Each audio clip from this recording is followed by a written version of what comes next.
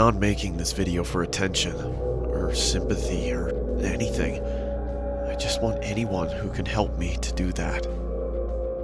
My name's Daniel, and this is a story I wish I didn't have to tell. I've been a night owl my entire life. As a teen, I used to stay up way past midnight every night, watching terrifying videos on YouTube. I know now they were nothing compared to the horrors of the real world. Nothing compared to the tragedy my family and I went through. The story I'm going to tell to you now. My parents, being teachers, had always emphasized the importance of sleeping well to me, and would definitely disapprove of my late night routine. So I knew that if they'd caught me up at that time, I'd be in big trouble. At first, this wasn't a problem, but after I told them about a child predator in our neighborhood that I'd seen in one of my videos, they seemed to grow more and more paranoid, which was obviously understandable. Every night, I'd hear one of them wandering into my room, checking on me, and every night, I'd immediately turn off my light and pretend to be asleep. I never knew for sure if it was my mom or dad coming in, since obviously if I opened my eyes to see, they'd know I was awake. Mostly, I presumed it was my dad, from the heavy-sounding footsteps, but either way, I found it pretty hypocritical for them to preach to me about being up late when they were awake themselves. Sometimes I wondered if they knew I wasn't sleeping, because often it was only after what seemed like hours before they'd finally leave and go to check on Alfie. That's my little brother, and Lucy, my little sister. I'd have asked them about it, but I thought it would have confirmed any suspicions which they seemed to already have about my staying awake deep into the mornings of the next day. Like I said, I guess they were just paranoid about the child predator.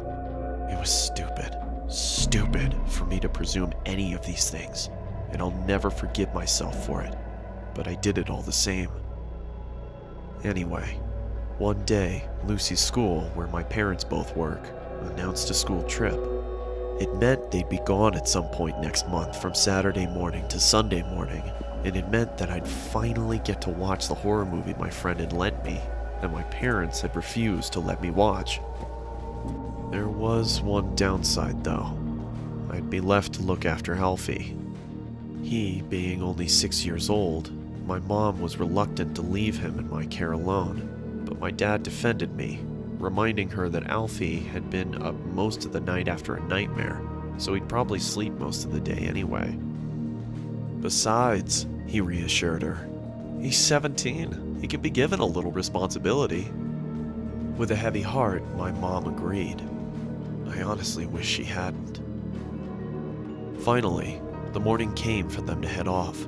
It took longer than expected because my sister said some of her favorite toy dolls had been stolen, but eventually my mom persuaded her that they were probably just lost and told me to look for them whilst they were gone. I begrudgingly agreed, and soon they were ready to go. As they were leaving, my mom gave me a stern word, reminding me to lock the doors, not go to bed too late, and take good care of Alfie.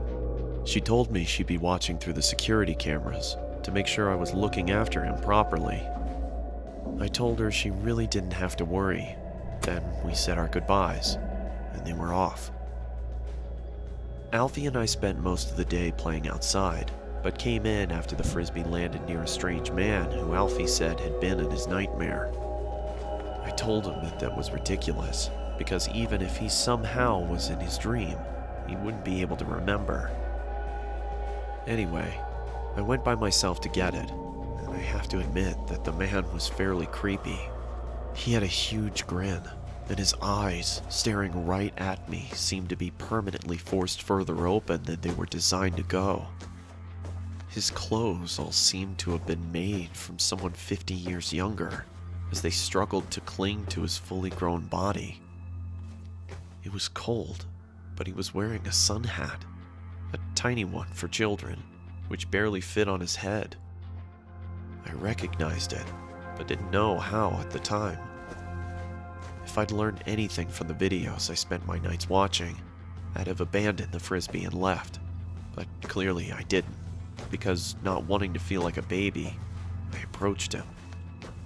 As I got closer to the man, his smile disappeared, and he removed the hat and held it behind his back. I began to see his features in greater detail. He looked tired. He was pale and his eyes were bloodshot and had huge gaping bags under them. In the entire time it took me to get to him, the man didn't move an inch, other than the odd blink. Not even his eyes shifted. At this stage, I was getting uneasy. I just wanted to get it and leave. "Hi, can I have my frisbee back, please?" "Thanks." The thought of that conversation, if you can even call it a conversation, still makes me shiver. I locked the front door as soon as we got home. We were both a bit shaken, and Alfie looked tired, so I gave him some more food and put him to bed. It took him about 2 hours to fall asleep. He kept complaining that he'd have another nightmare about that man. I told him he wouldn't, but he wasn't convinced. "I see him every night," he whispered to me. "Well, if you see him again, don't worry, I'll be here to fight him off." This seemed to settle him down, and soon he was fast asleep. At about 11, it was time to put my film on. I couldn't have my mom knowing that I was watching it, so I did something naive and ignorant, and something I'll always regret. I turned off the security cameras. I watched it for 2 hours straight, my eyes never straying from the screen. Until I replayed the last few seconds of the film, but the sound didn't happen again. It was coming from inside my house. "Alfie?" He didn't reply, but I could see him under the covers, so I thought he was just asleep, and I didn't want to wake him up.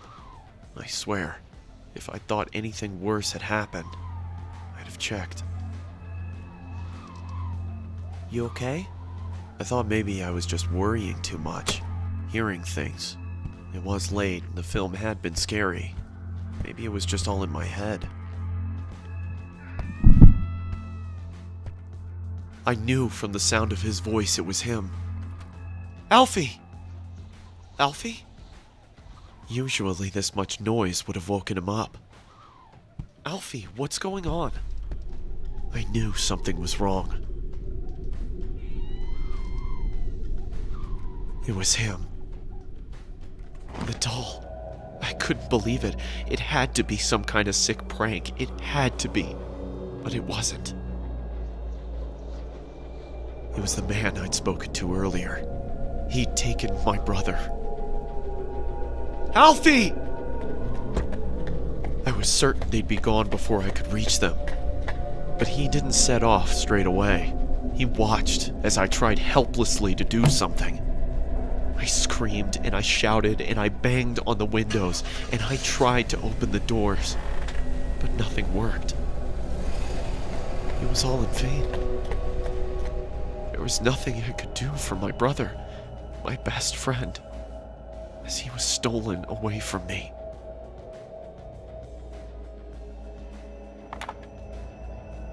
It was too late for the police to do anything. It was too late for anybody to do anything. He was gone, and in time, I'd have to come to accept that.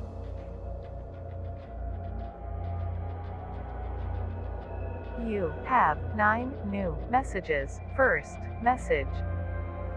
Hello? If you're out with Alfie, call me back when you get back in, please.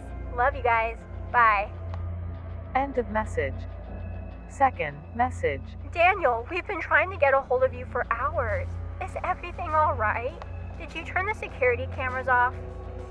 They'll be fine. The security system probably just glitched out. Hey, Alfie, just call us as soon as you can, okay? You know how Mom worries. End of message. Third message. Listen, Daniel, we're starting to get really worried now. If you don't pick up, one of us is gonna have to come home to check if everything's okay. Please pick up. End of message. Fourth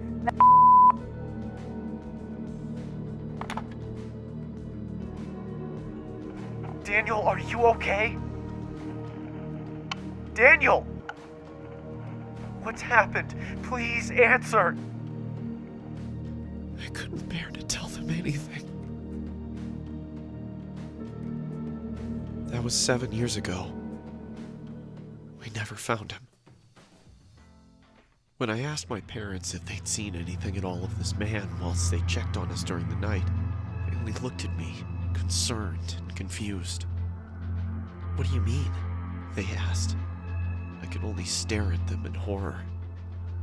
"Every night, around 2, you'd come and check on Alfie, Lucy, and me to see if we were sleeping," Daniel? they told me. No, we we didn't. didn't. The police wanted security camera footage of the man, but of course, there wasn't any.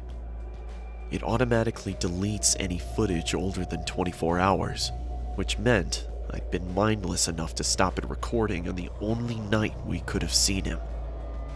You know, the strange thing is, I don't even know if I want Alfie to be alive. Because if he is, God knows what that monster has done to him. Sorry if I've gone on too long, but the guilt's been killing me. I had to get it out somehow. I only tell it as a story because, well, people like stories, and I want as many people to hear this as possible. Alfie, if somehow you're watching, I love you, and I'm so sorry.